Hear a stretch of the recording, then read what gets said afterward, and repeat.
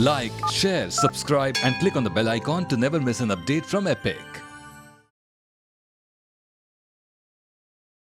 60 साल में तो लोग रिटायर हो जाते हैं, लेकिन एक ऐसे इंसान जो 62 साल में हजारों किलोमीटर का सफर करके चाइना से इंडिया आए, और वो भी पैदल। फाहियान। चलते चलते वो कितने दिनों में भारत पहुंचे, हिमालय पर्वत को देख उन्होंने क्या कहा और अपने ट्रैवल से किस फेमस एक्सप्लोरर को इंस्पायर किया भारत आने के लिए, आइए देखते हैं।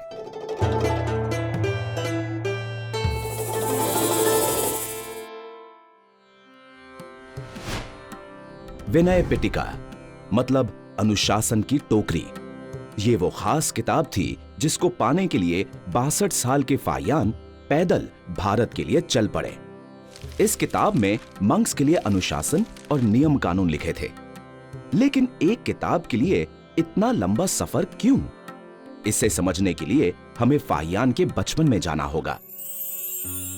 337 AD में अपने जन्म के बाद फाहियान को उनके पिता ने मॉनेस्ट्री भेज दिया।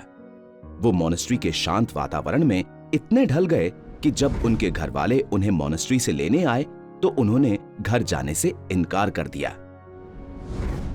अगले 50 साल तक फाहियान ने धार्मिक ग्रंथों का अध्ययन मन लगाकर किया। इसी दौरान विनय पिटिका, जो एक बहुत ही महत्वपूर्ण ग्रंथ है, उसकी किताब उन्हें काफी कटी फटी हालत में मिली। ये देख फाहियान को बहुत दुख हुआ और उन्होंने सोचा क्यों ना वो बौद्ध धर्म ग्रंथों के खजाने और भगवान बुद्ध के देश भारत चलें। उनके साथ चलने के लिए 4 और मंक्स भी राजी हो गए और वो उम्र की परवाह किए बगैर भारत के लिए निकल पड़े। इसके बाद वो 1.5 साल पैदल ही चले, चाइना से कशगर, फिर खोतन होते हुए उत्तरी भारत पहुंचे। इस दौरान उन्होंने कई चुनौतियों का सामना किया, पर अब सबसे बड़ी चुनौती उनके सामने खड़ी थी, हिमालय पर्वत।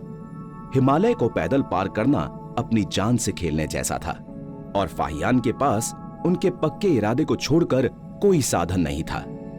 हिमालय की चढ़ाई और 0 डिग्री टेम्परेचर ने उनकी परीक्षा लेने में कोई कसर नहीं छोड़ी।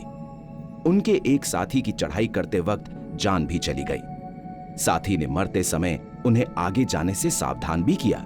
63 साल के फाहियान के लिए यह फैसला कठिन था, आगे जाएं या ना जाएं। लेकिन विनय पिटिका खोजने का उनका इरादा पक्का था। वो लगे रहे, बिना हार माने, और उस मुश्किल पड़ाव को सफलता से पार किया। फिर वो एक मॉनेस्ट्री से दूसरी मॉनेस्ट्री उस किताब की खोज में जाने लगे। लगभग 4 साल बाद फाहियान मथुरा पहुंचे।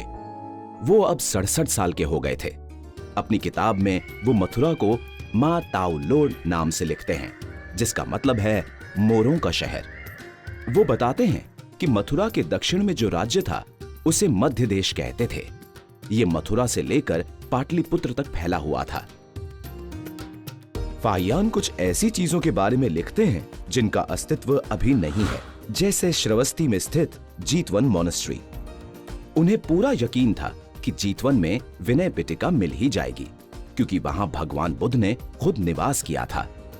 जब फाहियान श्रावस्ती पहुंचे तो देखा जीतवन मॉनेस्ट्री का अस्तित्व था ही नहीं, क्योंकि वो 7 मंजिल की विहार पूरी जलकर राख हो चुकी थी, इसलिए कि एक चूहे ने जलती बत्ती से पूरे विहार की छतरी पे आग लगा दी थी। फाहियान बहुत हताश हुए। फिर वो पाटलिपुत्र गए, जो एक महत्वपूर्ण बौद्ध तीर्थ स्थल था, और वहां अगले 3 साल तक रहे।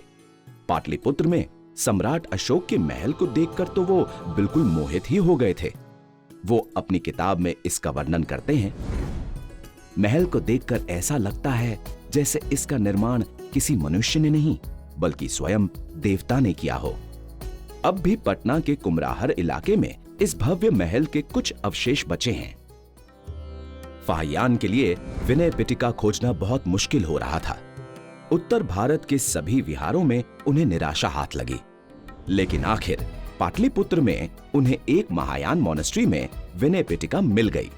वो बहुत खुश हुए, लेकिन अब एक नई परेशानी थी।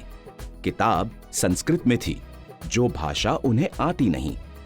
फिर उन्होंने 3 साल तक विहार में रहकर संस्कृत सीखी और विनय पिटिका के नियमों का चाइनीज में ट्रांसलेशन किया। 70 साल की उम्र में एक नई भाषा को सीखना, सलाम है ऐसे जज्बे को।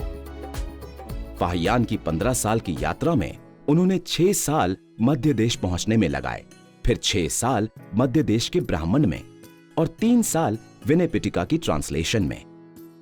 अपना लक्ष्य पाने के बाद फाहियान बंगाल में तमरा लिप्ति गए, जो उस समय का एक बड़ा पोर्ट था।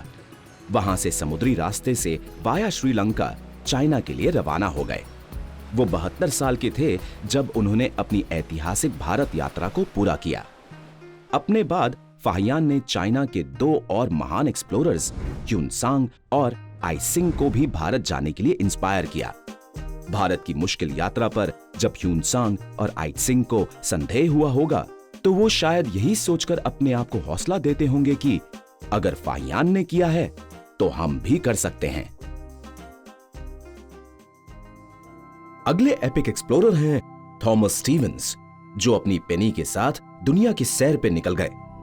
इस खतरनाक सफर पे पेनी ने उनका हर मोड़ पर साथ दिया। कौन थी ये पेनी और क्या रिश्ता था पेनी और थॉमस का? देखते हैं नेक्स्ट एपिसोड में।